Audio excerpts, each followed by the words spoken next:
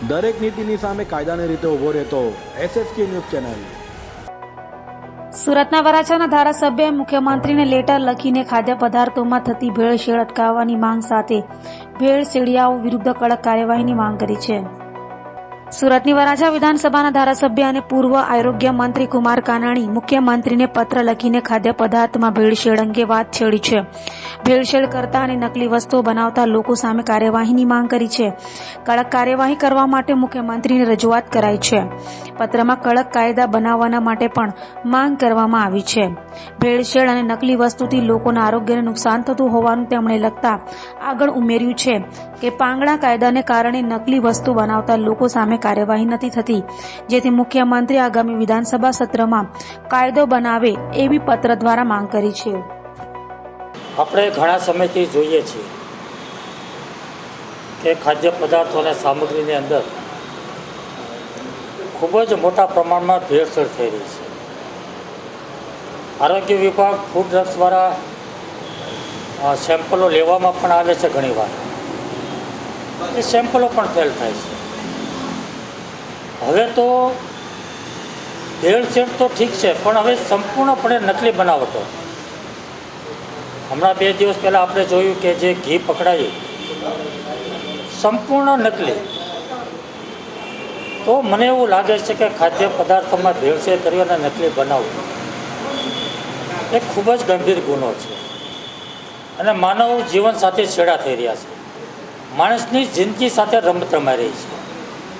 આવી ગંભીર બાબતની અંદર ફૂડ એન્ડ ડ્રગ્સ વિભાગ, આરોગ્ય વિભાગ ને કડક કાયદો હોવો જોઈએ, આ મારી માગણી છે।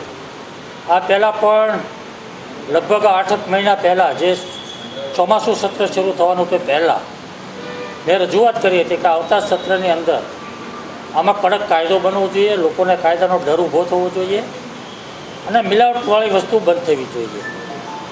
પરંતુ આજે આનું પ્રમાણ વધતું જાય છે। આજે સરકાર કેન્સર જેવા રોગો જે ખેત પેદાશોની અંદર દવાઓનો છંટકાવ થાય છે, એનો ઉપયોગ થાય છે, એ બંધ થાય એના માટે પ્રાકૃતિક ખેતીની વાતો થઈ રહી છે।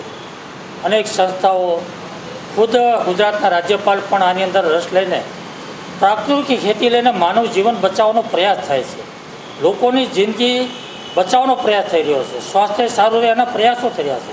આ દેશના વડાપ્રધાન નરેન્દ્રભાઈ મોદી આખી દુનિયાની અંદર મિલેટ ફૂડનો પ્રસાર કરી રહ્યા છે કે લોકોની જિંદગી બચે, લોકો તંદુરસ્ત બને, સ્વસ્થ બને અને સ્વાસ્થ્ય સારું રહે।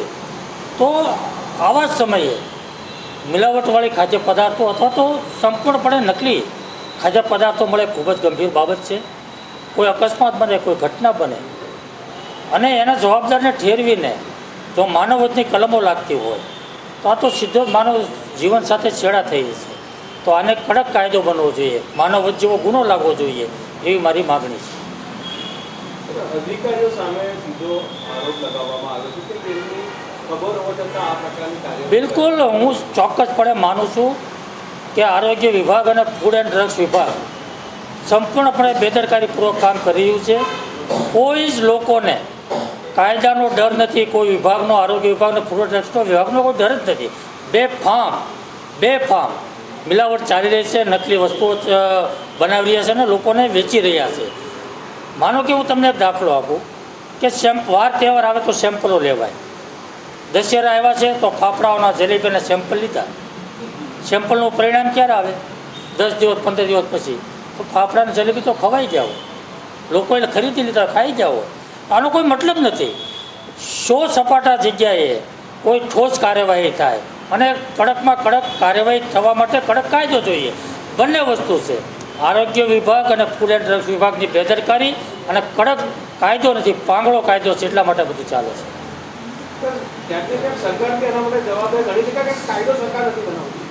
સરકાર કાયદો બનાવવા માટે જ મેં સરકારશ્રીને વિનંતી કરી છે કે વિધાનસભાનું સત્ર આવી રહ્યું છે અને મારી માગણી છે કે આ સત્રની અંદર કડક કાયદો બને। દરેક નીતિની સામે કાયદાની રીતે ઊભો રહેતો SSK ન્યૂઝ ચેનલ।